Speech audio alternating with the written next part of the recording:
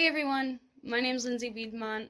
I'm a senior art therapy major at Tyler School of Art, and I also have my yoga teaching certification from Radiant Heart Yoga School in New Jersey.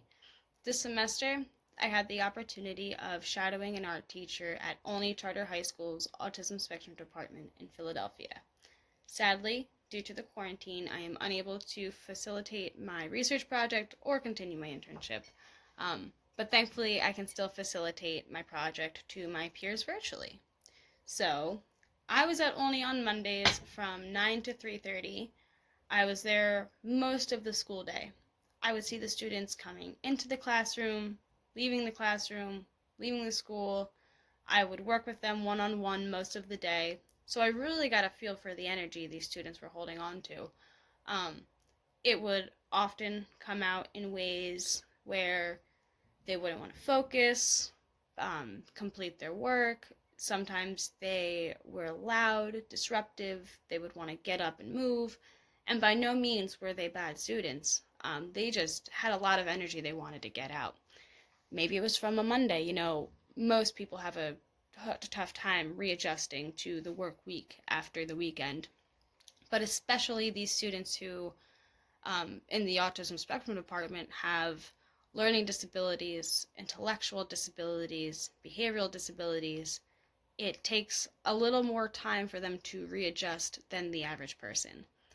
So I started thinking, would these students benefit from a 10-minute warm-up before their class, so they had some time to release whatever they were feeling, calm down a bit, and then just take that on throughout their day. And as a yoga teacher, I thought, what better way to do that than a quick 2 to 3 minute breathing exercise and maybe a 7-minute stretch. Then I started to think about the population I was working with and who we primarily see doing yoga nowadays on social media, how the face of yoga has become primarily middle to upper class white women doing crazy backbends in super expensive yoga leggings. It makes the whole practice seem out of reach to the average person, and the average person is most people don't fit into the bubble we see doing yoga on social media. So I wanted to make this practice a little bit more comforting, inviting, and in reach for these inner city students. So I decided to add a hip hop aspect to the course. So instead of traditional yoga music, the ethereal sounds, we would do the yoga practice to hip hop beats, and then instead of just a slow vinyasa practice, we would connect the postures with dance moves. So the students were invited to flow throughout the postures in whatever they felt right, however they wanted to move to the beat. And honestly, as long as they weren't being harmful, vulgar, or too out there, they were doing something right. And that's all I wanted with these students, were these students to have a moment to release and express themselves fully to something that they felt comfortable doing. So because I was working in an autism spectrum department, I decided to break the classes down for like week by week. So week one, we would start with just the breathing exercise, and then week two, we would add a few yoga postures, and then week three, we would add a few more yoga postures.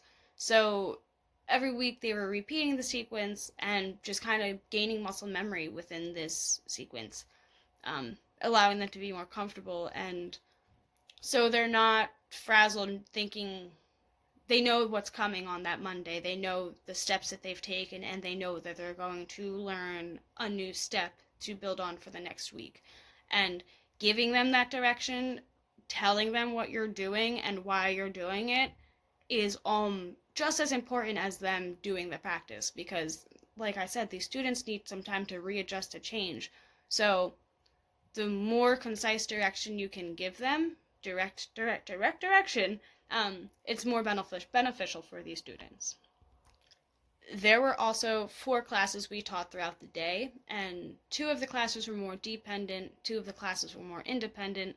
So the 2 classes that were dependent had a breathing activity where it was very fun, very silly, my language and my actions were very exaggerated.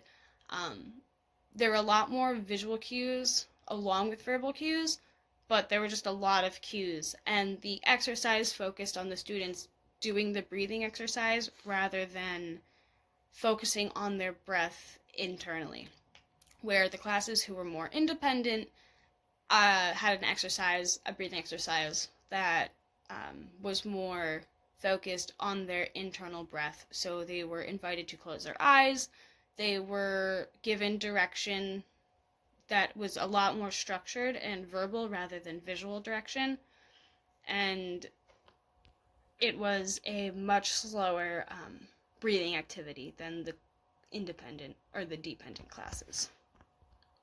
I found it important to track the emotions and feelings of the students before and after the experience, because the whole question was if this yoga practice would help the students release their energy, calm down, and be able to take that with them for the rest of the class. So I provided the students with construction paper circles that I drew a line down the middle and on the back I wrote left and right on either side, and the students were directed to color the left side before the activity, the breathing exercise, and then the right side after the exercise. I was unable to record. I was also going to take all the little cards and then log the information on a sheet. I was unable to gather the information I was looking for because the students really took the activity as a time to react emotionally. So a lot of the pieces were just colored all over. Some of them were just colored in little corners. They took the color chart seriously, but they didn't take the boundaries in the coloring activity as seriously. So, in the dependent classes, though, the aides who helped the students, there was a lot more structure to the pieces, and they said that they correlated to how they were acting before and after the breathing exercise. So I thought that was cool. But these pieces were going to be used at the end as a collaborative art piece where we would decorate the outside of the teacher's classroom for Movement Monday. To facilitate this in the future, I would surely give more structured direction to the art making activity and help the students a little bit more in coloring, if I found that as necessary, though, because as I do find it necessary, I think my primary focus is on the students really just getting a moment to move and release before class. And as you're walking around interacting with the students, you're able to gauge their emotions and feelings before and after. So especially if you know the students, working with them for a while, you just tend to see the differences that it makes, or that it could make. I am very excited to take this project and facilitate it in the future. I think it can really benefit students and workers and anybody would benefit from a quick warm-up before they went throughout their day, throughout the activity. Just having a moment to release and center themselves is very beneficial. I would also be more slow and direct in giving directions to the students so they had a better understanding of what we were doing and why. Although I only got to facilitate one time, this was my first time facilitating any kind of yoga experience since my yoga certification in 2016. So I was a little rusty and very nervous, but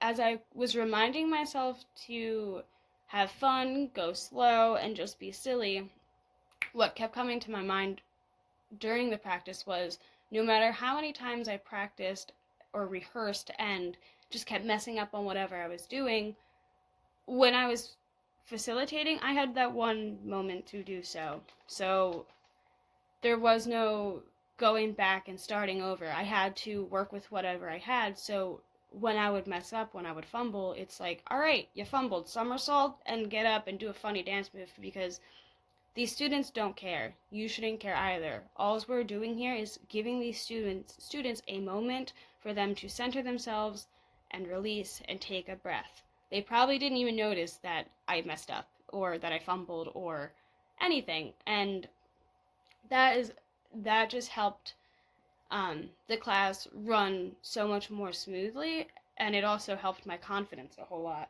Um, Also, going as slow as possible for these students is so important for multiple reasons. Um, Sometimes you have multiple students with multiple abilities or multiple ranges of abilities in this classroom. So some people, as you're going to reach high for the sky, they might already be up here. But then some students are still working on getting their arms up there because it takes them a little longer for ability reasons, while other students are still down here because they don't feel comfortable enough raising their arms up. Maybe they have social anxiety. Maybe they're just not comfortable today and they don't want to raise their arms up. But the longer you have your arms up and they can see you stretching your arms up, and maybe some students are already up there closing their eyes, taking a big deep breath, and they see their peers doing this. They see you doing this. Um, the longer you give these students to sit in these postures, it gives them comfort to get there. And also, when was the last time these students probably did that with their arms? It probably feels really good for a really long stretch up here, especially for these students who it just should feel really good for them. But I think the most important thing I took from this one day of facilitating was to completely let go of any expectation I had that the practice should be, and just let it be what it is. Let the students and the moments and the movements create the practice of that day, because it's not going to be the same as the next time or the next time or the next time. The classes build on top of each other, and they also they teach for the next class coming in. It helps. It's just letting go of all expectations and letting it be what it is very important. And I feel like I learned so much from the one day of facilitating that there's just so much to learn from the future facilitations that are going to happen with this. And I'm very excited to, like I said, I'm very excited to facilitate it in the future and continue to learn from these practices and with these students and the other populations I plan to work with. So thank you for listening to my TED Talk, and I hope